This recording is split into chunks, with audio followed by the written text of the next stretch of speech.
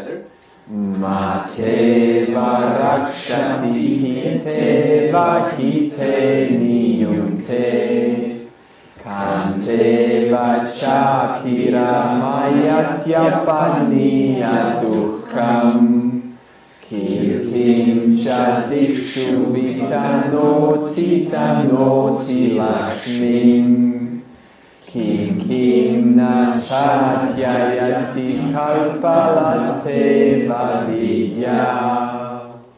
Om sahana vavatu sahano bhunaktu sahaviryam karavavahe tejasvina vadhitamastu ma vidvishavahe. Om Shanti Shanti Shanti.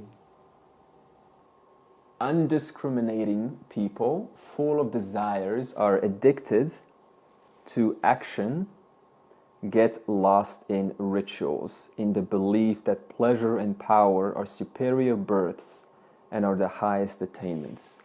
Okay, so this word ritual has two connotations. The first connotation of a ritual is, as we explored last week, is that it's used to focus the mind. It's used to help the mind to single-pointedly stay with one theme so that it's trained to inquire without swaying away. And the second theme in the context of the verse is that people in the spiritual world especially tend to get over-excited and over-interested in rituals. What this means is they will, for example, just engage in ongoing prayers or ongoing worship or ongoing pujas or ongoing devotion to God or ongoing, just gratitude or ongoing any kind of action which is meant to bring one closer to the truth. So even in yoga world, this happens very often, is that people will tend to see yoga as the end, not the means. So, and we see this even in India, where 99% of it is actually dualistic bhakti. Now, it's not bad because it's one step better than putting devotion into material objects in the world.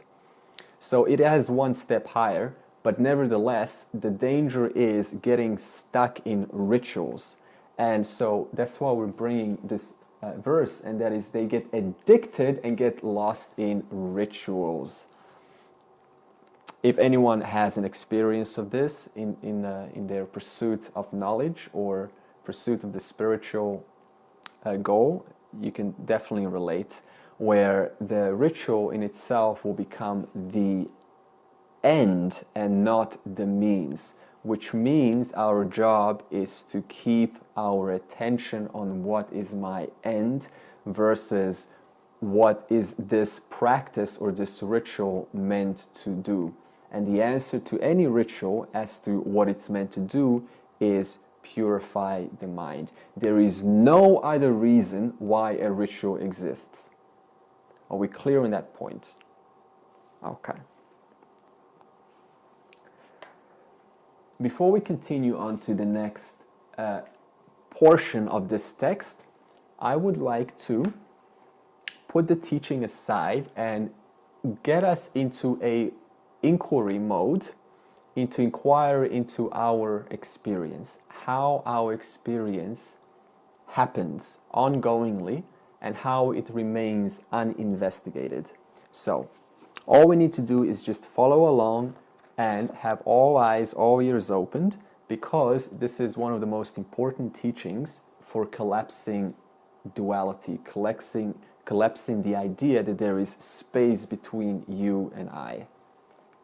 Okay, it's called location of objects. And we're going to start by asking you, how do you know that this room is going on right now? How is it that you know that all of this is going on right now? You're aware of it. Yeah. So there is an awareness. Okay. See it. Senses, with your eyes when That's you're right. seeing it. So, very good. So there is clear awareness of this experience in this room right now. But the question is, because of what is this experience known? So before we answer that, we're going to go all the way from the beginning and arrive to this answer by step. So, what's happening right now is we are all having an experience of this room. We can all agree with that. And we're seeing different objects, we're hearing sounds, and we're feeling feelings, and we're smelling smells. So that means the eyes are seeing, the ears are hearing, and all of the senses are working. And because of the senses, that is the 5 organs of action, or 5 organs of knowledge, not action, of knowledge, that means they are organs which provide us knowledge of the environment. Clear so far? Hello, Anand. Okay, so they are organs of knowledge. But the question is it really that simple? Do the eyes see by themselves? Do the ears hear by themselves? No. So there's something more going on. And the answer is, unless your mind is participating, even though your eyes and your ears are hearing and seeing, you're not going to hear and see. For example, did you ever have an experience where you were reading a book and you were so immersed in the book, in the storyline, whatever it was, and someone calls your name and you don't hear? Why is that? Because all of the senses are working, in this case the ear is working, but it wasn't registered. Why is that? Because the mind is not participating in hearing. It is participating in the object of matter, in this case the book. So despite the senses working, they have no place to bounce off. That is your mind. It's like taking a flashlight, a really powerful flashlight, and I point it to the sky. It doesn't matter how powerful that flashlight is, because it's not bouncing on anything, so I will not see its power. Similarly, when a sense organ, that is the eyes or the ears, or any kind of smell, is sending a signal onto a mind which is not participating, it's as good as turning on the flashlight and shining it into the sky. It will just completely fade away. There will be no place to be reflected on. Follow me so far? Okay.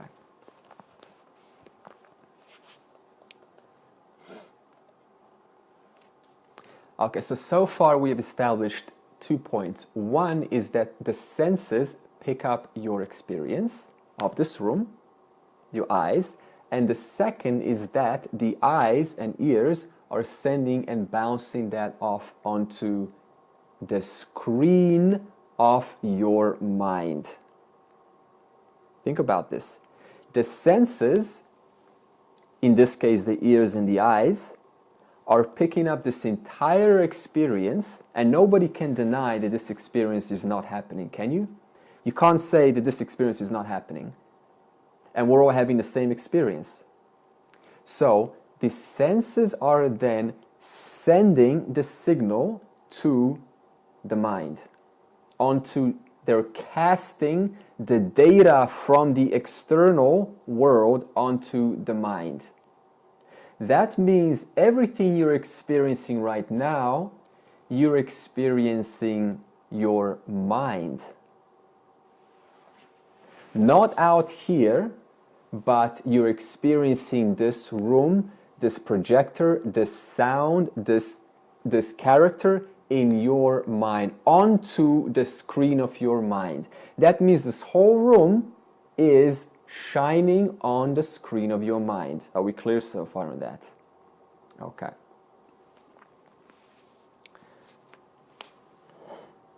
All right. So that means we're not denying that this experience is not happening or there's no such thing as this room. We're simply saying that all of the contents that you experience, whether it's this room or outside, are only because of these contents of the world coming through your senses and shining onto the screen of your mind. Very important to get this. Okay. All right, so now let's do a little experiment. And I'm going to draw this so we can see it. Let's take the eyes, for example. So let's say, what do you see here? A remote. So what's happening now is we have the eye, and it's receiving the remote. Obviously the light is reflecting off the remote, and it's entering the eye. It's going to the back of the eye, called the retina, and the remote is appearing on the back of the eye so far. That's what's happening. And the remote on the back of the eye is upside down. We know this from science. So if the remote key is this way, in this case, it will be like that. It's upside down. Now, receptors in the back of the eye convert this light into nerve impulses and send these nerve impulses through the optic nerve to the back of the brain. In the case of the left eye, it sends it to the right brain. In case of the right eye, it sends it to the left brain so far. And the back of the brain, this remote appears as a remote on the screen of your mind. Clear so far? So it doesn't really matter if it's a sound, if it's a taste, a touch, it all enters the sense, it's processed by the brain, and it is cast onto the screen of your mind. Okay, so now we'll continue the inquiry with, okay.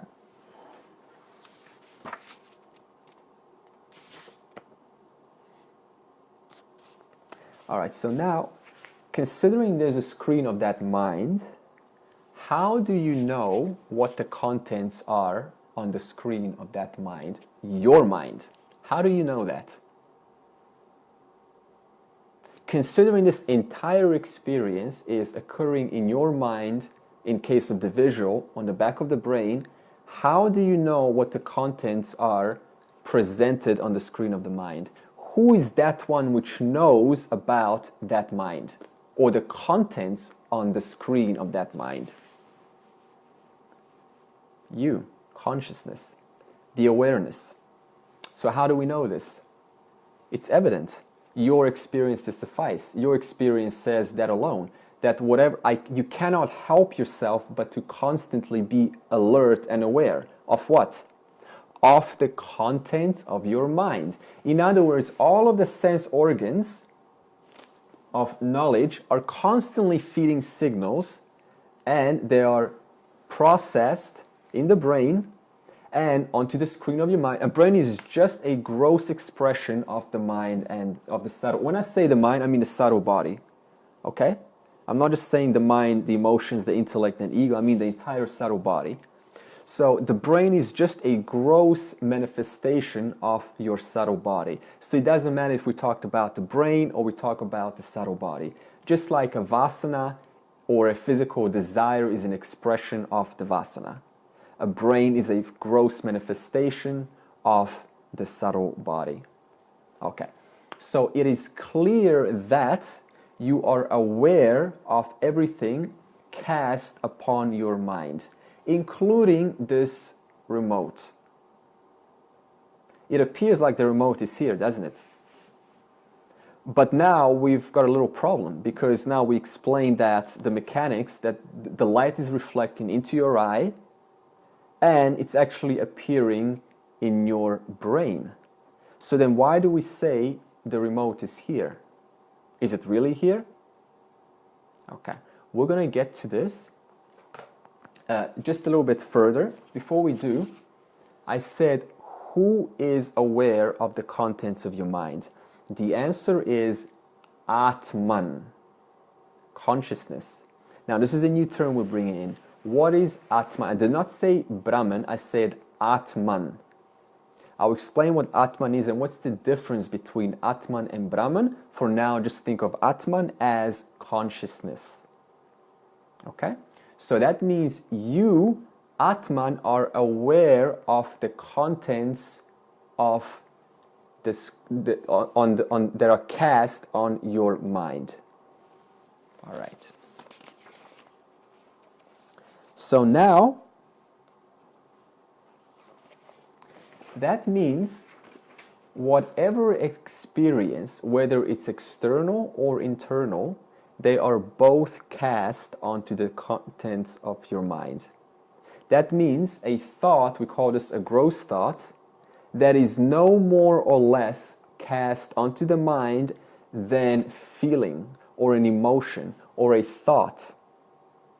So that means if an emotion comes up, guess what? It's also cast onto your mind. And who's watching the mind? Who's watching the contents of this mind? Atman, consciousness, you.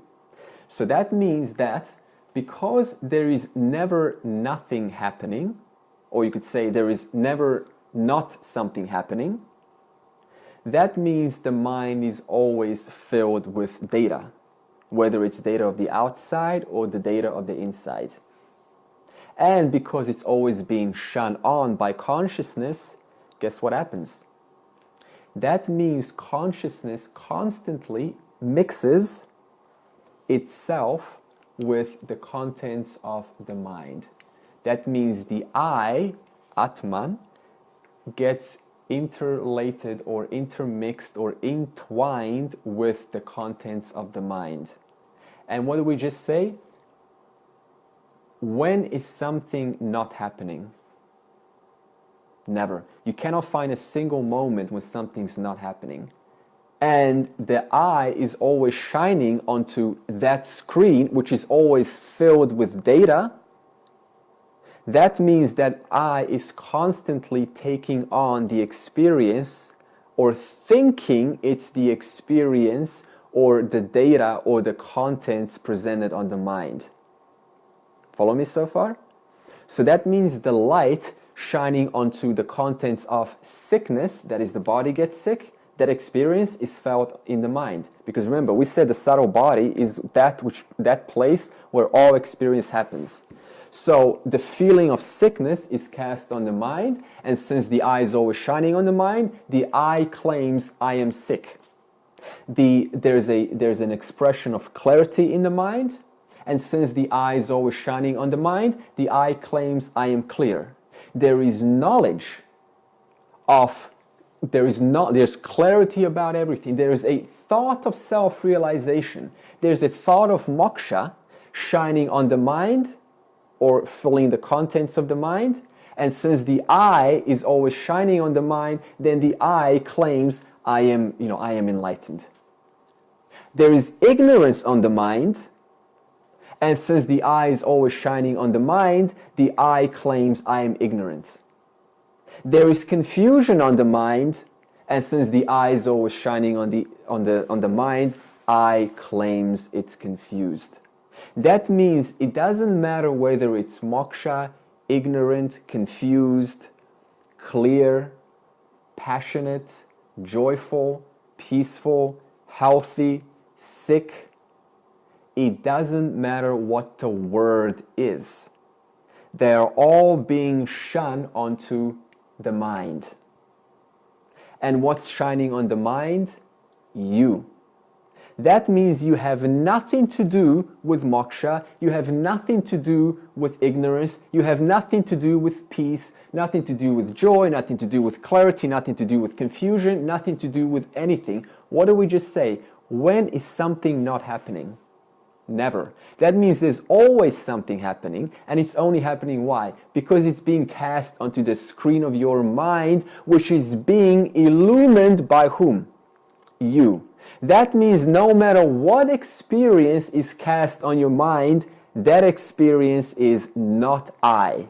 That's called anatma, not self. And the one that's shining Atman, that is me. So it's no wonder it's so hard to discriminate between I and not I. And no wonder it's so hard to discriminate my experience from myself.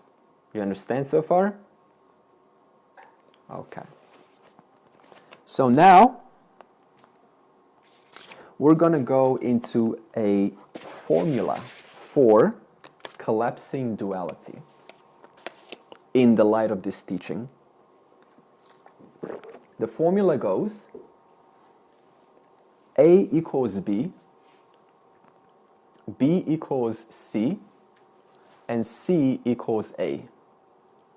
So that means C comes back to A. A equals B, B equals C, and C equals A. Okay. What do you see here? Okay. Where do you see this hand? Trick question. Okay. So if we say if you say you see the hand here, then we have a problem, don't we? Because then we're affirming duality. We're affirming space. And with space comes time, because there's a certain time that the light has to travel to your eyes. So that would be a problem, wouldn't it?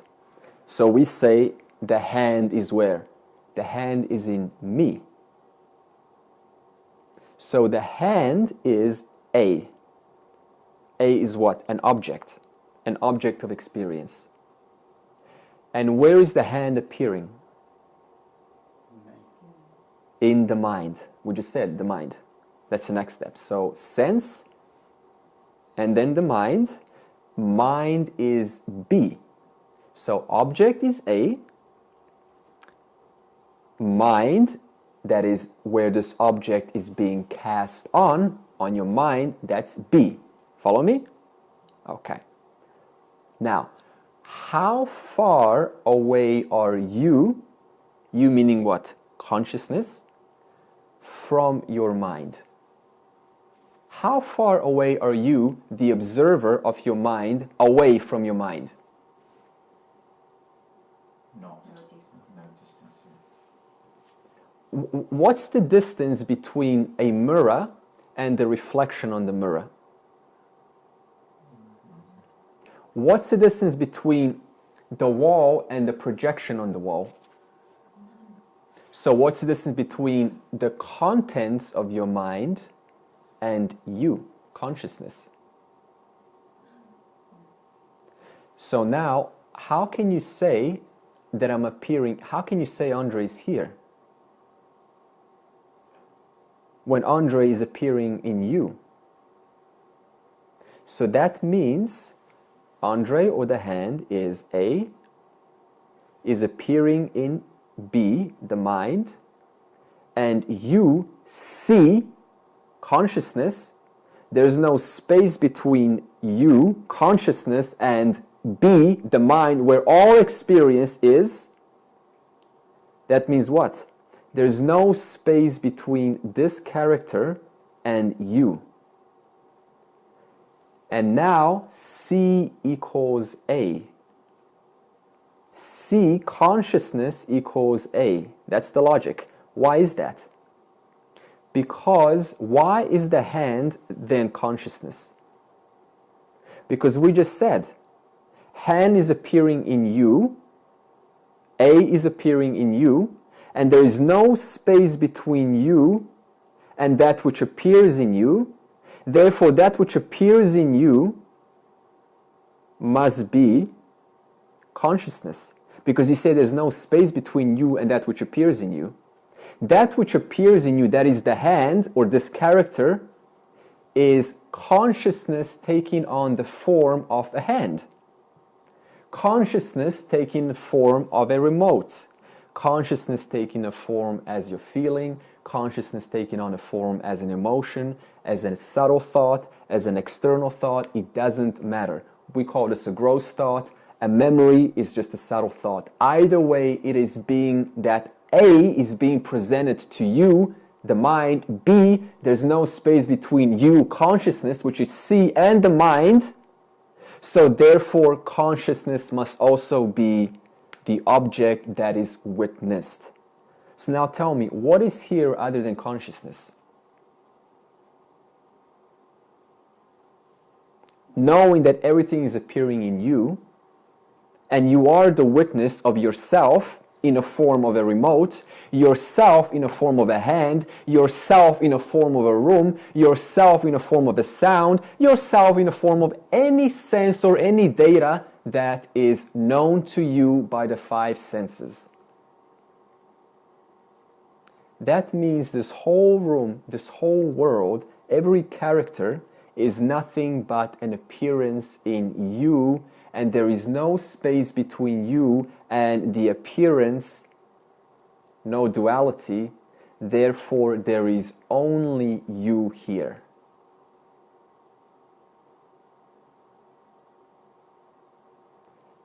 You need to take home this teaching and contemplate it, because this teaching alone is enough for collapsing duality. You need to inquire on it. It's called location on objects.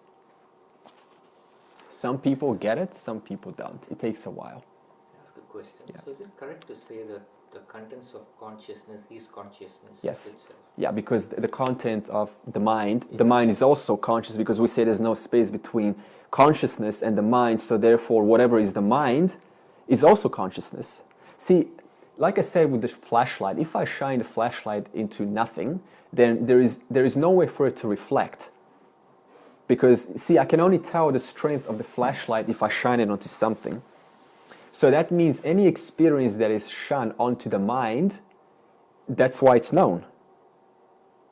But the mind is always known, no matter what content is shone onto the mind in the form of the five senses, is always known by the witness, from which there is no space between the content of the mind and the witness, eliminating the mind as the mind and claiming that is actually also consciousness.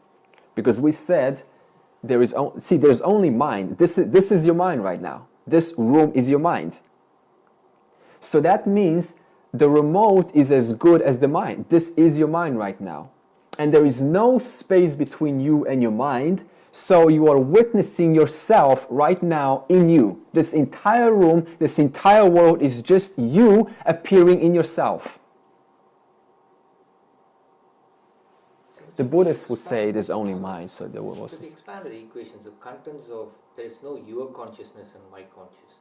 That's right. So there is consciousness which you experience as a subtle body, the same as the consciousness I experience as a subtle body. Yeah, exactly. So we're going to get to that teaching now, using an analogy. We're going to go into this teaching a little bit deeper. Okay, so now an objection comes up. And the objection is, all right, now if this consciousness is limitless, it's unlimited, then why is there a feeling of limitation? Yeah, good objection. Uh-oh, how do we get out of this one? Okay, so let's explain with an analogy. Imagine there's a garden, and in the garden are trees, grass, and there's a bucket of water.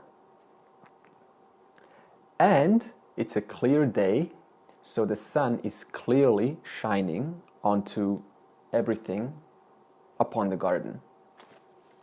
The sun is clearly shining on the objects of the garden. Now, would you see a reflection of the sun on a tree? No. See, you would in a sense, because it's kind of reflecting, that's why you can see the tree, because it's sort of reflecting the light, but you won't see the sun. Will you see the sun on the grass? No. Will you see the sun on a bucket filled with clear water? Okay. So that means even though the sun is shining and illuminating all content. It is only when an appropriate reflecting medium is called, see, no, it doesn't say here. Reflecting medium is a subtle body. So this is a new term we're bringing in. Subtle body, reflecting medium. It's only when a proper reflecting medium is present can the sun be reflected and known. So in this example, the physical bucket is the body, that which houses the water, which is the subtle body, the reflecting medium. A bucket is called the jiva, by the way. So that means there is a body and there is a subtle body as water. So that means that the sun, when it's reflecting off that bucket, would you see it on the bucket? Okay, now that reflection is called Atman. The original light is called Brahman. Now, what's the difference between Brahman and Atman, using this analogy? Manifestation in his body is yeah. Atman. Yeah, good. So, okay, so yeah, or is there a difference between the original light, the sunlight, and the reflection on the water? Is there a difference? Yes and no. Because the reflection is only possible because of the original light. So that means the reflection essence is the same essence as the original light essence.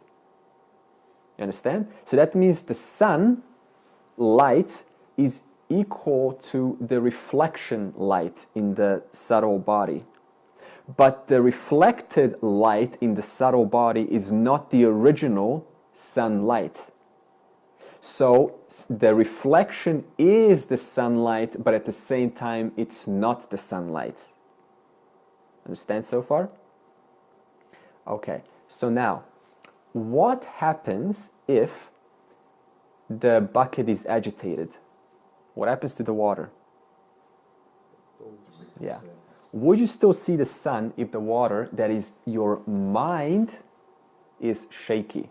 Would you still see the sun? Kind of, right? There will be a lot of, like, little bit of reflection here and there. So what does that mean?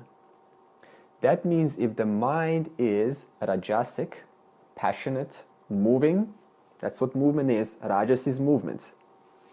That's as equal or as good as saying it's like shaking the bucket. And you will not see or will not be interested in the self, called Brahma Vidya, the self-knowledge, if it's hard to see the reflection of the original.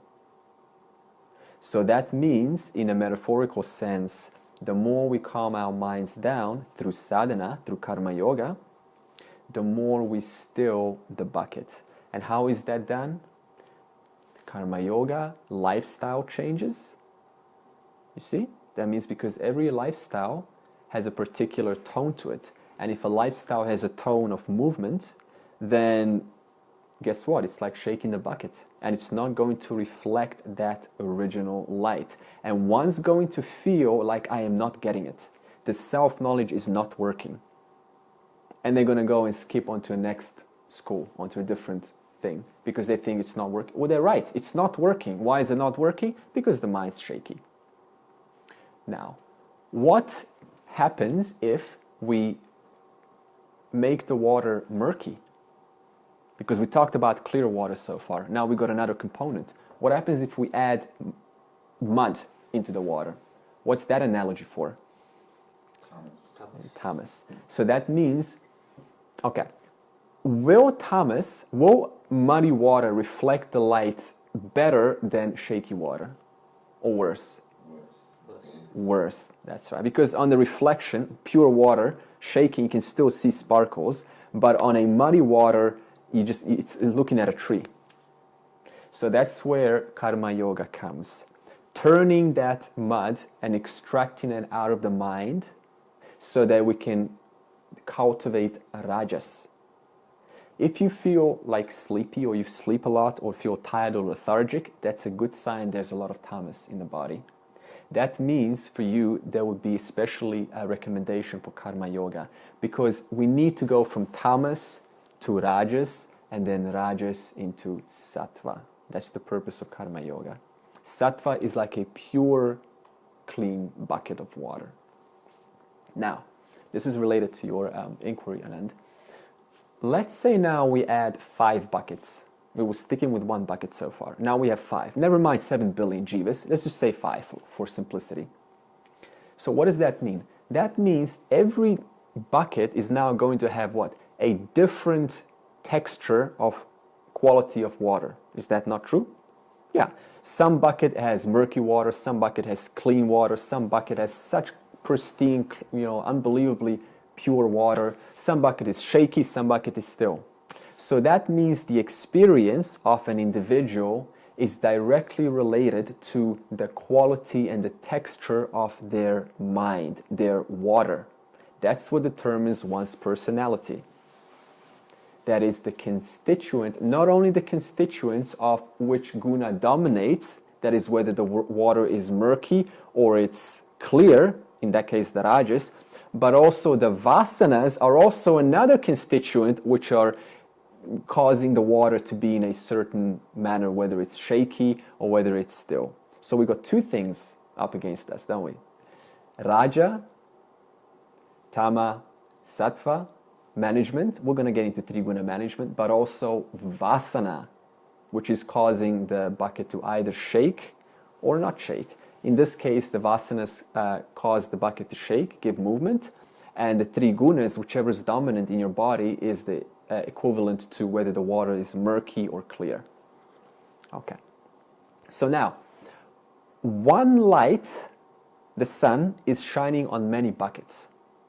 One light, one sun, is shining on many buckets, giving each bucket an experience. And yet each bucket is what then? Fighting over whose water is clearer, how you should clean that water, your water is not good enough, you should get into a different you should put some chlorine in your water, get some more knowledge there. All buckets are fighting, and yet they're all illumined by one source, by one light. Now, next part is, does the original light, or is the original light contaminated by the reflection? No. So that means even if the original light is shining on a terrible, destructive world, or a beautiful heavenly world, what difference does that make to the original light? 0. Does the sun, the physical sun, care if the earth explodes right now? No, it keeps shining. That means that sun, I am, is completely free of the contamination of the water, or the movement of the water, or the world, or anything, or any word imprinted onto the screen of the mind. That light, I am. So Vedanta is about re-identifying from the contents of the water, the bucket, to the original light. Not only is it about cultivating the 3 gunas, because the 3 gunas are the ones that change the quality texture of the mind, murky or clear, but also about managing vasanas through karma yoga, because the vasanas, every vasana we said is a desire. It externalizes the mind. It causes the mind to go and be attracted to the world and do something.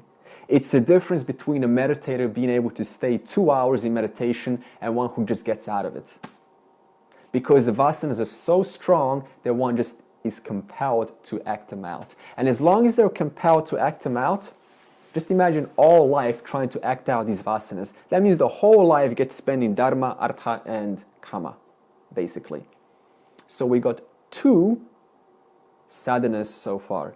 Guna management and vasana. Vasana through karma yoga. Guna management we will get to later in this course. Okay. So now that will conclude our teaching for this. Any questions before we move on to Karma Yoga, onto the scripture?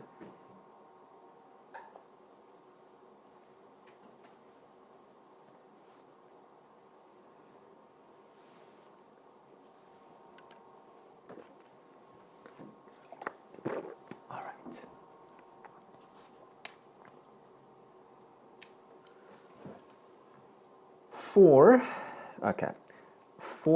For them, okay, so rituals in the belief that pleasure and power or superior births are the highest attainments. This is for samsaris. For them, for samsaris, liberation does not take place because the subject matter of the ritualistic portion of the Vedas has two portions, Karma Kanda and Jnana Kanda, concerns only to the three qualities of nature, which they are Sattva, Raja, and Tamas. Sattva is all about feeling good. We know this in the spiritual world of being stuck in Sattva, very peaceful. They walk, they have a graceful movement around them, beautiful aura. It's all about just being really tranquil. That's called stuck in Sattva. And a lot of people mistake that as moksha, because it feels so good. If everything's just great, like I'm totally happy with the world and I've got no problems. That's one of the cautionary signs of being stuck or being interested in the ritualistic portion. Because meditation is also a ritualistic portion if you think about it. Okay, or rajas, that is do. What can I accomplish? What can I do? What can I achieve? That is building a family, kids, all exciting life, all that whole exciting, passionate life where, you know, rainbow and moonlight, and it's just, let's just talk and put a candlelight and just, you know, have a great time. That's rajas, very exciting. And tamas, of course, is tamas is also stability. It's also a sense of groundedness, because if you think about sleep is just total tamas. The mind's totally covered in tamas.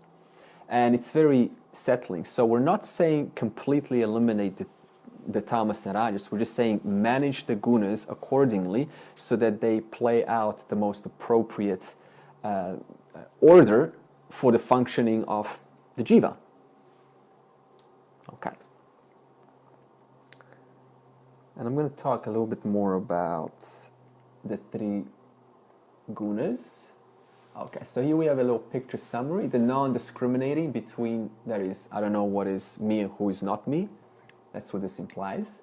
Their main concern is, you know, sports and fun and World Cup and netball, whatever it is, just the world.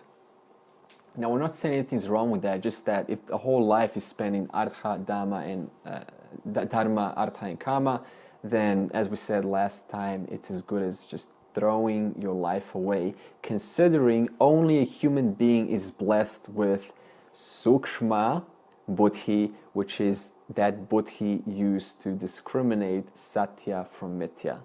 And to throw that gift away as a human being is literally giving the finger to the Lord. Like, thank you, Lord, but I'm just going to use this to, you know, indulge. So now we know the importance of pursuing moksha. Okay, so the hindering gunas. We have rajas, which is desire, and it always wants to do. We have tamas, lethargy, fatigue, tiredness. It's avoidance. So one is towards, one is away. Fear is tamas. Attraction or desire is rajas.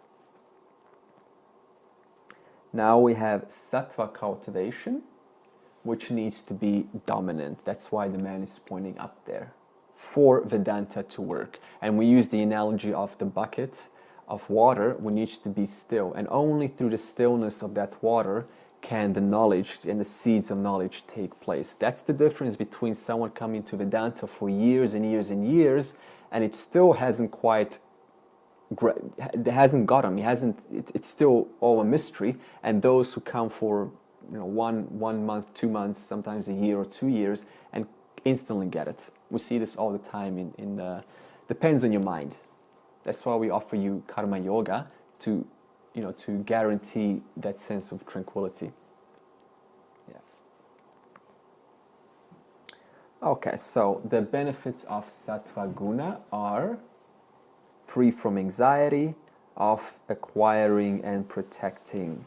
That means any kind of protection or the need to acquire, accumulate, aggrandize, all of that is just a fuel or a result of the Raja guna. In fact, when we go through the 3 gunas, all personality profiles will be transparent. You can see easily through people, through things. Like take weather, for example, rainy and windy. What is that? That's Rajas. Take a sunny, calm day, a very calm, tranquil day. What is that? That's Sattva. Take a very dark, murky day. What is that? That's Tamas. So these 3 gunas are the first components in creation, and because of them, everything is composed out of the constituents of these 3 gunas. Very interesting when we get into how gunas create and how to manage our gunas.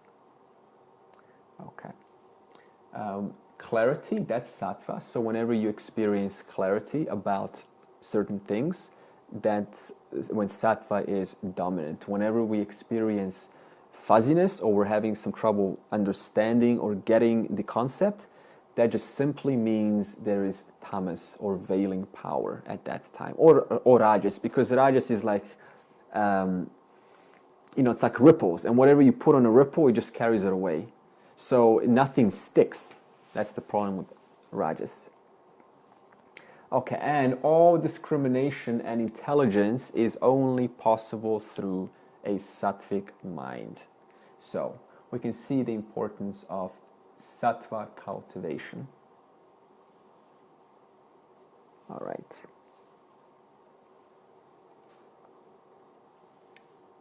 Release yourself from the grip of rajas and tamas and the pairs of opposites, in other words, duality, and establish yourself in sattva, free of the anxieties related to acquiring and protecting, a master of yourself.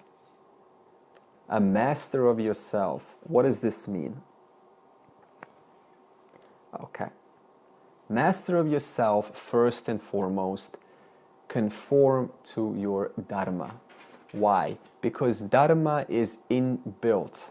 At the time of creation, dharma is already present. Dharma is, in terms of the macrocosm, all the rules, all the laws, all of that which makes the universe work the way it does. That's dharma.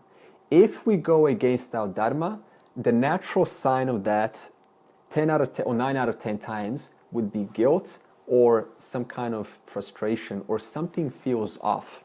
That is usually a sign of violating one's dharma.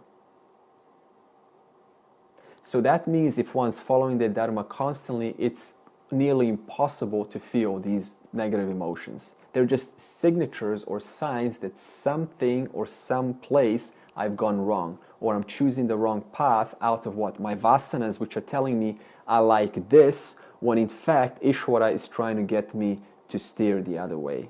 And how do I know? If guilt is present, it's usually a good indicator that I'm probably on the wrong track. Okay. And how do we conform to Dharma? One of the best and clearest ways is to ask, is this serving the total or is this serving me? Selfish versus selfless. So that means, once again, if the Dharma is being conformed to me or for my vasanas, then, as I said, guilt will arise. if Dharma is being conformed for the whole, then it would seem like everything's fine, everything's just flowing, there's no problems in life. Okay. How else do we, or are we going to be a master of ourself? Grace is earned. This is a very interesting phrase by my teacher, James. And this actually goes against what we hear in the spiritual world, and that is, you just got to surrender to God. Yes and no. Because if we just surrender and wait, what's going to happen? If I just wait? Nothing. We're just going to keep replaying the same vasanas. And then we're going to justify that, well, God's supposed to bless me one day. It doesn't work like that. You need to work at this. Just like with anything, like starting a business, like courting a partner, we need hard work. Just like these men are putting bricks, and it's not always pleasant. Sometimes it feels like we're not getting anywhere, but that's the only way. So like with anything, we need to put hard work into it. So grace is earned. That means moksha is earned. Not given. It is given if you put work into it. Okay. Therefore, you must act. Okay. How else to be a master of ourself? Through karma yoga. All right. So, karma yoga neutralizes vasanas. We talked about this. Now, why does it neutralize vasanas? Because karma yoga is an action. And we spoke that actions reinforce our vasanas. Now, how is karma yoga, knowing it's an action, supposed to neutralize vasanas if it's also an action? Because I think the action is for, is the difference. Yeah, good. So the answer here is because we are surrendering our actions to Ishvara, that is God. And we are understanding that Ishvara is authoring not only the jiva's actions, but also Ishvara is facilitating the results of jiva's actions. Ishvara too is described in the scriptures as three parts. Jagat Karanam, world creator. That is the one who creates the world. Dharma Raja, that is the king of Dharma. And Karma Pala Data, Karma, action, Pala, fruit, Data, giver. The giver of the fruits of jiva's actions. Think about that. The one who gives you the fruits, fruit means the benefit, the reward of jiva's actions. That means, as we said, grace is earned through work. Why do we say that? That means the one that is going to grace because of your work is Ishvara 2, part 3, Karma Pala Data, the one that graces your hard work. So the logic of karma yoga is we are devoting and surrendering all of our actions to that one who is the king of Dharma, who is the giver of the fruits of your actions, and who creates all of your actions and the world all the time. That one is the only solace we have to what? To remove our ignorance. See the logic here? That means we are serving Ishvara, that one who is going to give us moksha, who is going to remove our ignorance, revealing who we already are. So therefore, karma yoga is understanding that Ishvara to God is the one who gives all your rewards, is the one who creates the world, the one who creates your emotions, the one who creates your experience, the one who creates this room. There is only God here, and that one is constantly what? moving and controlling everything. Therefore, there is no choice but to surrender to Dharmaraja, the king of Dharma, to the Jagat Karanam, to the world creator, and to the Karma Paladata, because you are never separate from God. So therefore, Karma Yoga, once again, is understanding these three parts and gladly offering all of yourself to that one. Now, knowing that Ishvara is these three parts, could we say then that we create? A jiva. Could we say that the jiva creates? No. Because jiva is Ishvara. Or Ishvara is acting through the jiva. The ocean is what? Animating the wave. So that means there is no choice but to conclude that there is only Ishvara here, and you cannot be responsible for anything because there is only God here. There is only the ocean animating billions of jivas and forms in form of waves. So how can you claim ownership if you didn't create the world? How can you be responsible for your feelings if you didn't even cobble up your emotions? How can you claim the fruits of your actions and say, this is my achievement, I have done it, when Ishvara is the one who has provided you that? How can you claim that we are more or less than someone else when it's Ishvara, the one who is the king of Dharma, and because of the king of Dharma, I get to express what is right and wrong, only by the help of Ishvara. There is no choice but to surrender to God. And Karma Yoga is this attitude that it is completely safe to do so because God is everywhere, and God is the same one who has brought you to this place, and God is the same one who has got you through all of these life circumstances in order to come to the final journey. So why not surrender to that principle? Why not trust that principle?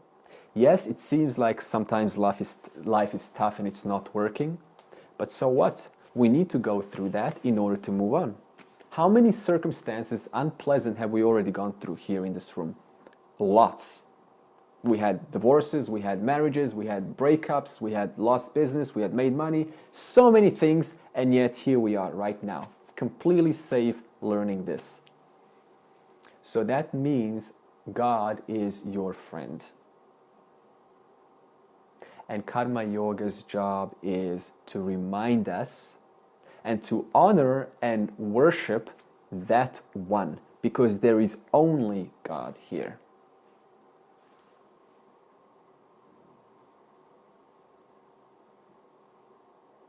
And Ramana, one of my favorite teachers, he makes a very beautiful quote. He says, surrendering to God is as equal to moksha.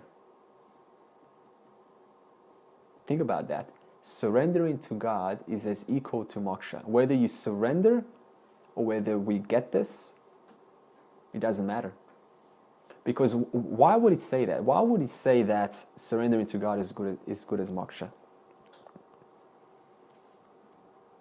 Because you are that. Yeah, you are that already. Yeah. So that means, for example, in the Bhakta world, you'll see this in India in certain places, where they're just totally surrender.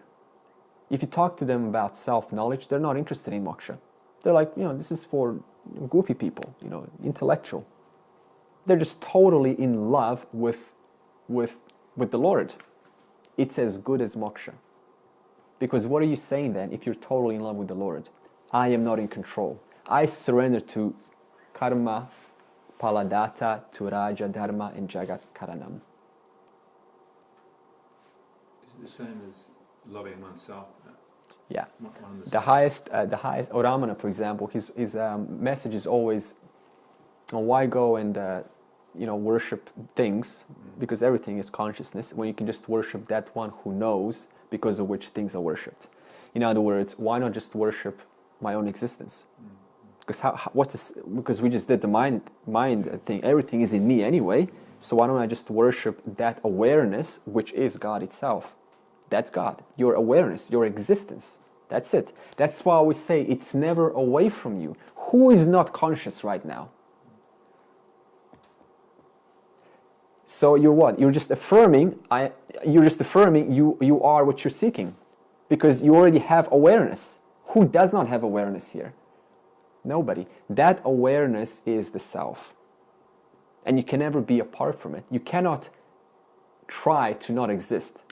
No matter how much you try, you cannot never not. You can't not exist.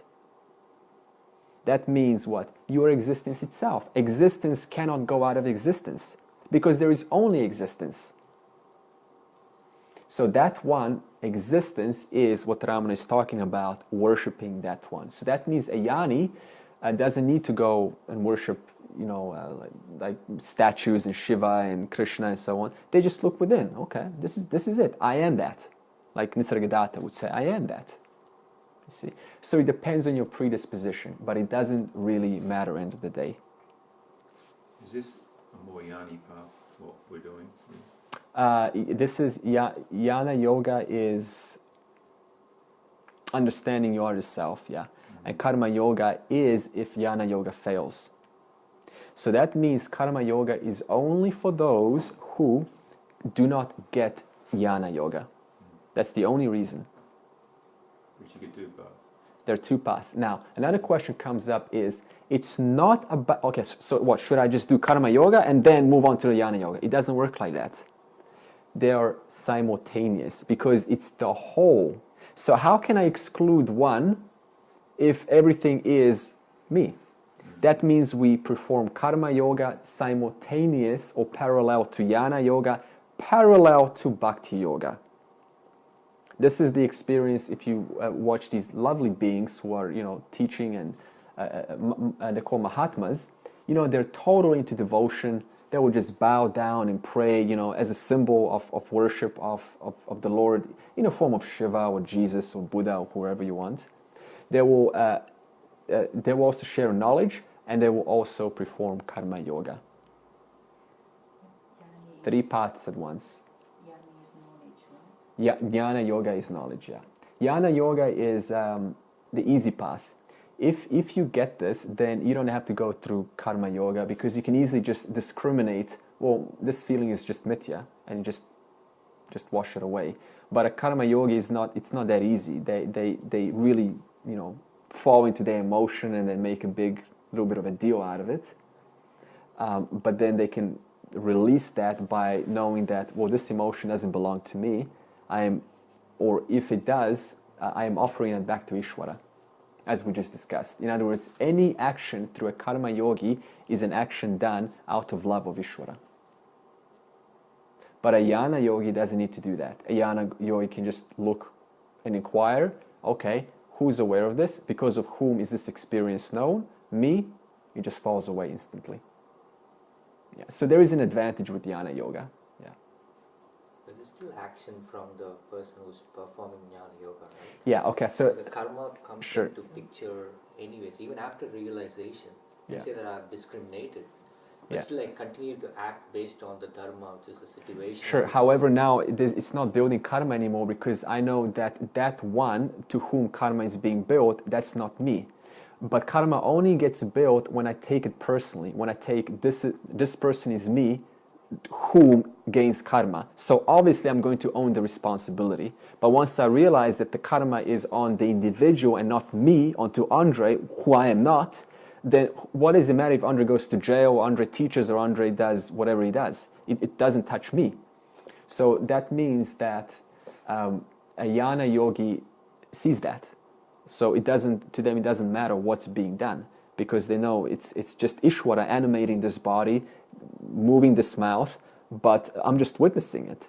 Karma Yogi doesn't necessarily get that, so for them we prescribe, okay, that's fine, just act in a manner of offering to Ishvara, because everything is Ishvara, everything is God. So that's why we offer 3 paths, because it depends on your temperament. And Bhakti Yoga, of course, Bhakti Yoga is for those who are emotional. That's why Bhakti Yoga, Bhakti deals with the mind. So if we're, totally emotional and constantly have certain feelings about people and things and ourselves and our past and our history, then we give you how to channel that emotion into devotion. Emotion to devotion. In other words, emotion expressed without any guidance. What's the benefit of that? Nothing. You're just playing back your vasanas. But if you take that and you direct it towards devotion to the Lord, then you are keeping your mind on the Lord. And we just said what? Surrender to the Lord is as good as moksha.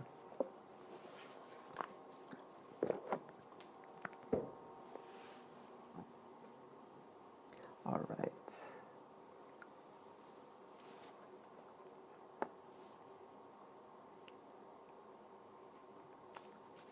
For someone who knows the self, rituals are as meaningless as a small puddle when a land is flooded. So that's what we're talking about. Now, why does he use this example? Because a puddle is a big deal when there's no rain. But when everything's flooded, then you just don't even notice the puddle. So for a yani, these rituals, this worship, this prayer, this karma yoga, it's just a joke, literally. It's like, okay, it's nice, it's beautiful, but it's unnecessary.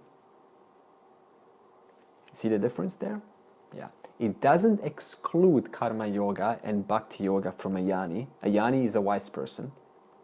It just means that it doesn't need to be included to discriminate between satya and mithya. They have less binding karmas that have done more work, so they're not as bound. Who? A karma yogi? A yogi. They've already done the work to dissolve the... See, for them, no, they instantly let go, release the vasana, because they know that vasana is an appearance in me and it doesn't belong to me. So, and there's nothing to gain. Think about it. An ego is the one that has something to gain. That's why vasana gets expressed. That's why I want to do things. Because there's an ego, a doer/enjoyer, who wants to gain something out of the expression of this vasana. But if I realize that vasana is not I, then who is there to gain anything? Nobody. Where is the I? The I has fallen off. So there's nobody to. So therefore, for a yani, the motivation for doing anything simply doesn't come up, despite it being present in the mind. Like, I want to participate. It has no power, because that doesn't belong to me, and there is no I who is there to benefit by engaging into the action. But a karma yogi cannot help it. They need to engage in the world, and they will.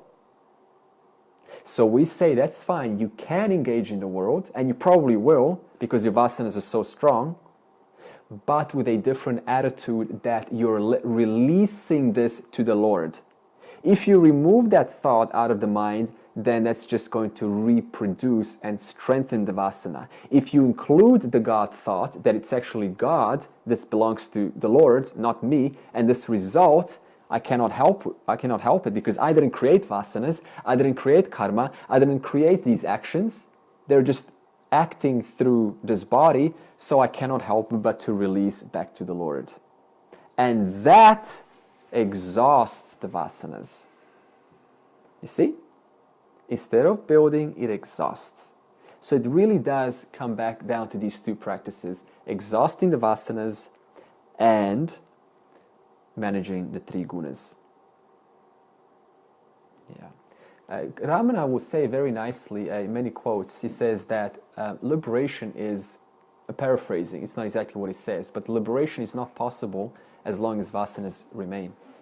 Now, he doesn't mean that in a direct way. There's a sort of a twist there, because, see, it doesn't matter if someone's smoking, because that's a vasana. It doesn't mean they cannot gain moksha. it just doesn't hinder them. So let's say someone likes to smoke maybe once in every 5 hours, they can still get 5 hours of learning in between. But if the vasana is so strong that it causes them to smoke constantly, then how are you going to get time to contemplate, to inquire? So it really depends. So the worst thing you can do is try and be spiritual. Yeah, right. That's another role. Who's trying to be spiritual? Who remains? If you're just trying too hard to. Yeah, putting beads on and white suit. Yeah, just as you're speaking, I'm just realizing just how much to undo the vasanas. Yeah. That's what we're all trying to do, but it's just virtually impossible. It appears to be impossible. Yeah, because you're not even responsible for your vasanas. I mean, you're just totally innocent. You're like, oh my God, why am I doing all this? What's happening? So why can't we abandon them? And then that's where you're back to square one. And then you go, well, you're just caught in this thing. But yeah. The irony is we have to also express them, because that's how vasanas get exhausted. For example, who's still playing with cars and toys and dolls from their childhood? Nobody. Why? Because we totally participated in that vasana. Done that one. Yeah, exactly. So same with, I have a very good friend from Germany, and he's like a chick magnet.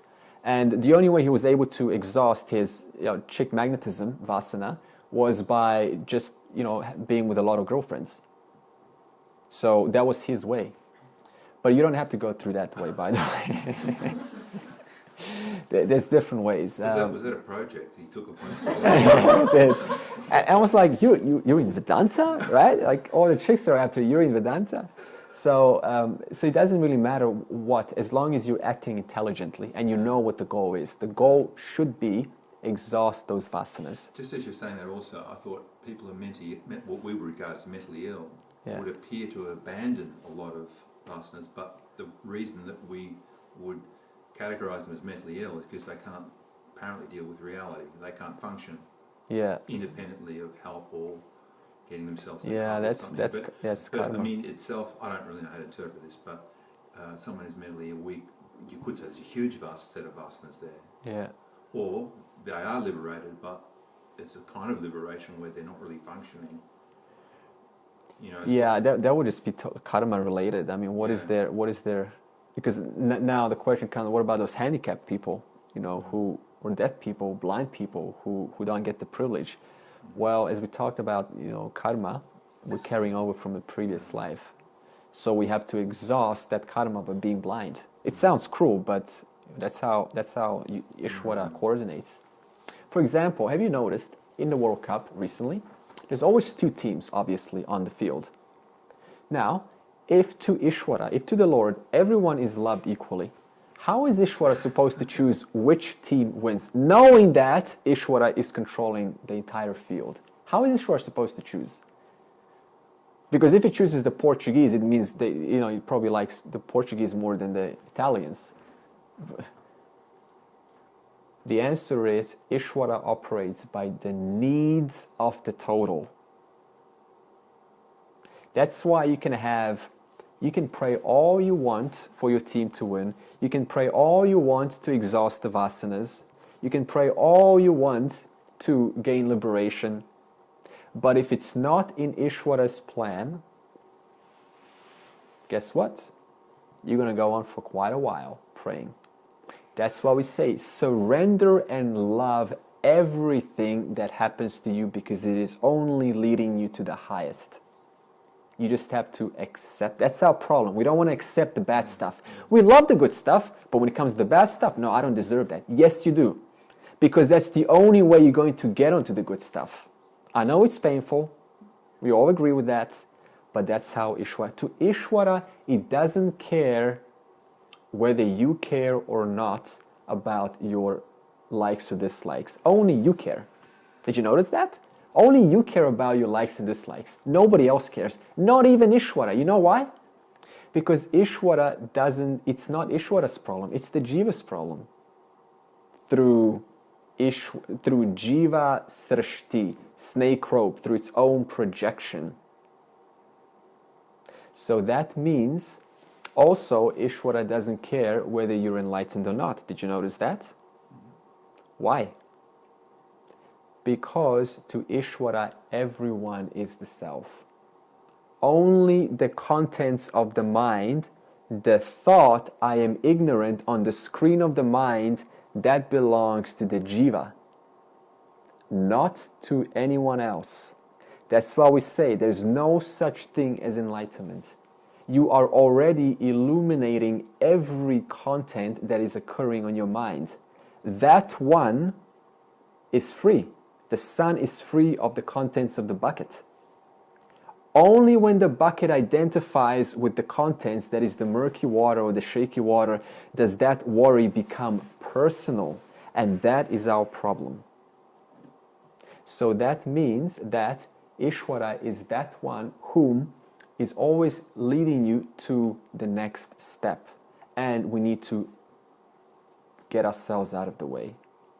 It's the jiva that stands in its own way which hinders its path, nobody else.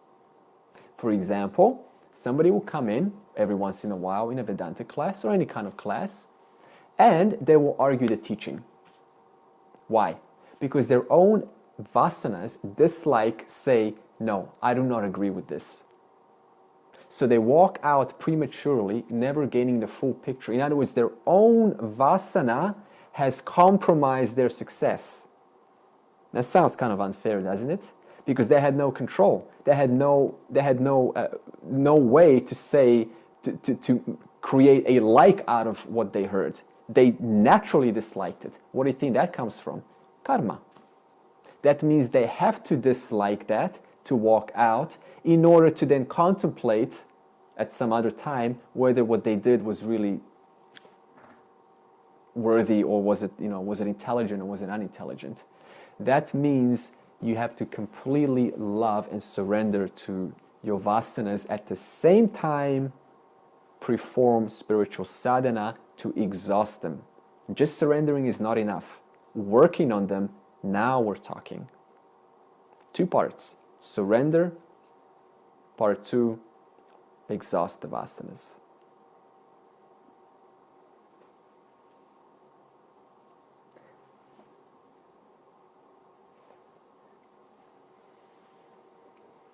There is no option for non-action. Oh, well, this is a supportive statement. There is no option for non-action. Only choice concerning the type of actions you do. So, why is there no option for non-action? Because Arjuna on the field wanted to not act. He thought that's the way out, just to not participate in life. Because he thought, well, if I don't participate, I'm not going to create karma. But guess what? Not participating, you're not playing out what you need to play out to move on. And not only that, but it says there is no option for non-action. Why? Because awareness is always shining on the causal body, and the causal body is that body which is causing the jiva to act and perform in the way that the jiva acts and performs. As long as awareness is shining on the causal body, you will always be acting. There is never a single moment when you are not acting. Even sleeping is an action. Action of sleeping. So that means there is no option for non-action. Only the choice concerning the type of actions you do.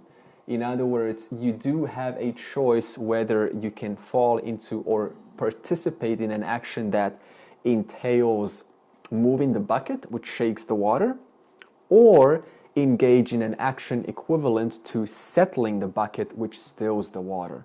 That is a prerogative for a human being that animals do not have. An animal tiger cannot decide to take a break off and just try vegetarian for one day. Not even one day.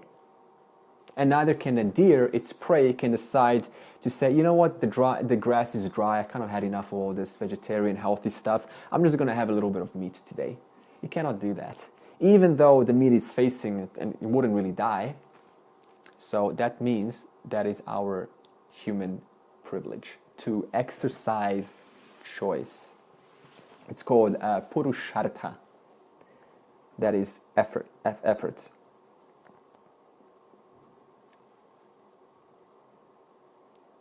Okay, so now we're talking, we're getting into the author. Okay, so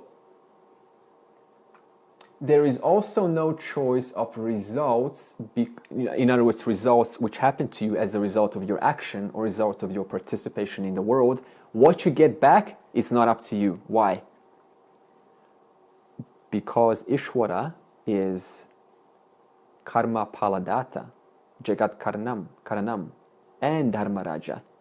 In other words, you are always interacting with the field and you have no choice how the field interacts back with you. This is a statement that the ego does not like to hear, but it's true. For example, let's say you want to move into a new place and you submit your application for the new place, tenancy. From that moment on, you had a free choice. You had free will. But do you have any choice from that moment on whether you get approved for the application or not? No. And how are you any better or worse than the next tenant? And how is Ishvara supposed to choose? According to the needs of the total. If that person gets the yes, that simply means it's way more beneficial for the whole for that person to get a yes than it would be beneficial for the whole if I got a yes. That's how Ishvara operates. So there is no choice of results because you're not the author of results. Next week we will delve into what the author is, that is Ishvara 2, and a couple of points about what Ishvara is. So where this is now going is we're getting educated what is God, because nobody's ever told us what God. It's just all a mystery up in the air. There's nothing mysterious about it. This is it. The field, your environment. This is it. So the more we know God, the more we are in love with God. It's that simple. The more we can surrender to God. The only reason a jiva does not want to surrender is because it's all a mystery. It's something apart, and I'm afraid. So we need to know what moves and what animates the entire world and has been animating it since day one, from time immemorial. Yeah. And then we're now delving deeper into karma yoga, how to practice it, what it is, in much more detail, of course. And this is going to be interesting, the fruit of self-knowledge, moksha. What is the benefit of it? Okay.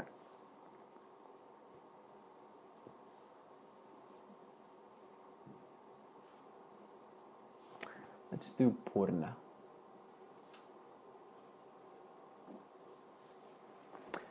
Om Purnamada Purnamidam Purnat Purnamudachyate Purnasya Purnamadaya Purnameva Vashishyate. Om Shanti Shanti Shanti.